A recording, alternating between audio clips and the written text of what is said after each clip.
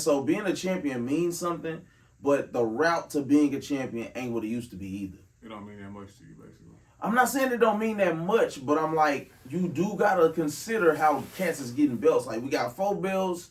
We got, it's like it's not the same trick that it used to be. I give you that. That's all I'm saying. You know what I'm saying? I'm not saying that Oscar Valdez was not. He was not gonna do this out cold. Let me ask you this: what's the perfect fight right now today for Shakur to kind of win you back over, or to say, okay, hear the truth, the perfect opponent, perfect fight, like Devin.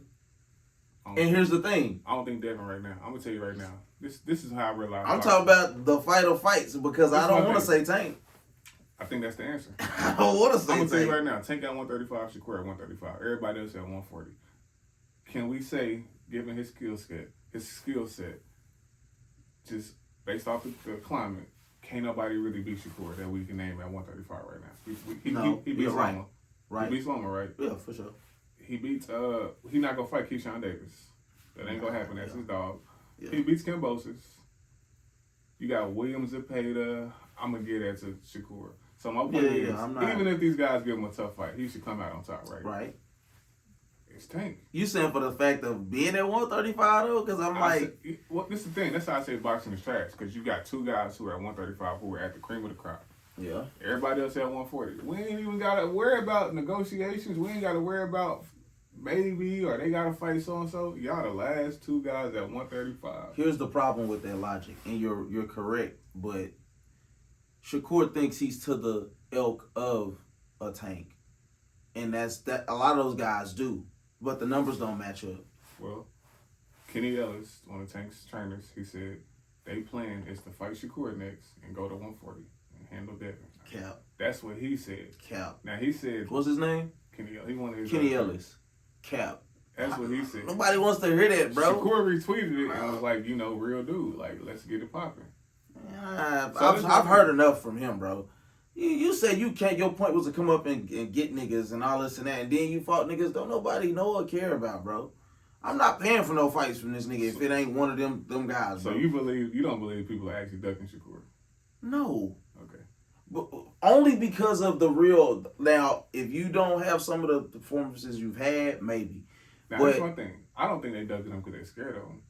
I think they ducking him because they feel like it's not going to be a competitive fight. You're not going to make it a fight. You're going to run. You're going to be on your bicycle. It's not going to be appealing. So, like a Williams Zepeda, for example, I don't know if you watched his last fight. He's a puncher. He's a come forward guy. He's active. He's durable. He might feel like, I could beat Shakur, but nobody's going to want to see that because he's not going to we're not going to fight. It's not going to be a fight. So that's why I think people ducking him, not because they're afraid of him. My thought is, outside of he obviously had a hand injury with that terrible fight he had. Terrible. It appeared that going from 130 to 135, he had a little bit of power transfer, just a little bit. Shakur, yeah. So in that regard, I've seen him. I've seen him be a great defensive fighter, but also be able to be offensive. So the hope that I have is that if your hand ain't hurting and you do, and your reputation matters to you. Because everybody was talking about how trash that fight was, hand injury or not. Put it this way. When Tank hurt his hand against Pitbull, it was not boring. He actually got into a bag because you see what I'm saying? So my hope is that he's able to come for his name now. Because you're doing a lot of podcasts, you're doing a lot of talking, but it's like, we need to see you fight. And that's no disrespect, but it's like, we need to see you fight somebody. He said June, right? That's what he said. All right, Devin Haney versus Ryan Garcia. I already know who you got, but do you? I hope you're not delusional.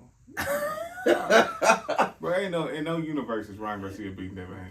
I'm not even finna do it. I know it's fun. I just asked the question. I understand the dynamic between talking sports. Somebody got to be the contrary. No, we're not doing that. That's shit. not. I just asked the question. I just asked the question. You got Devin Haney.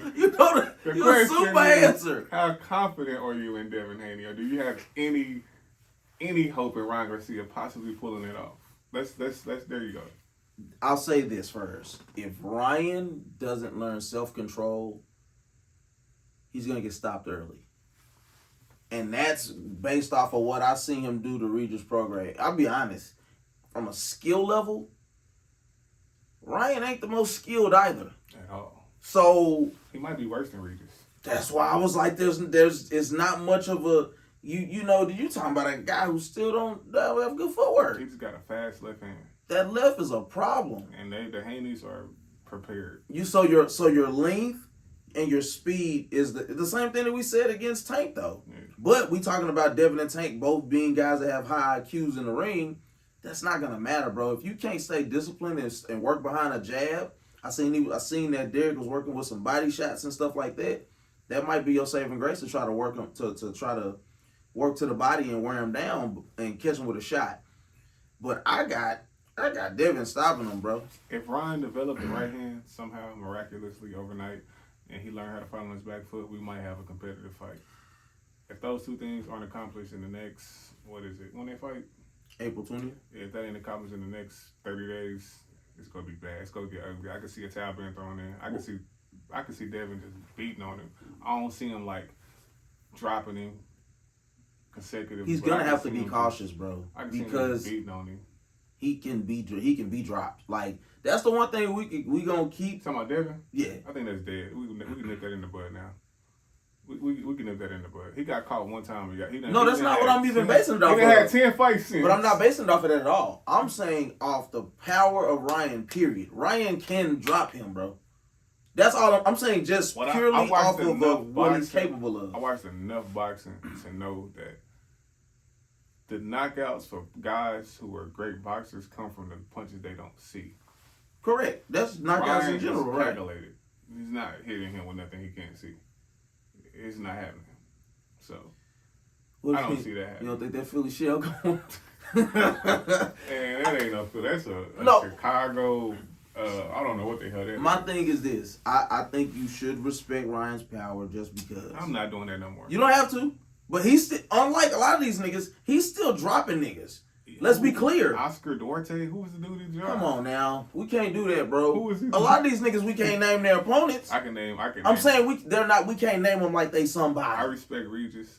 I respect Loma. He look like a kid in there, bro. I respect. I'm not even being funny. JoJo Diaz. That nigga didn't. What did he not have? It was like a left. I respect the guy who the Olympian that Ryan beat.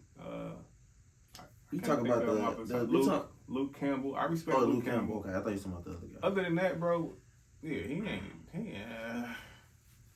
I ain't impressed. So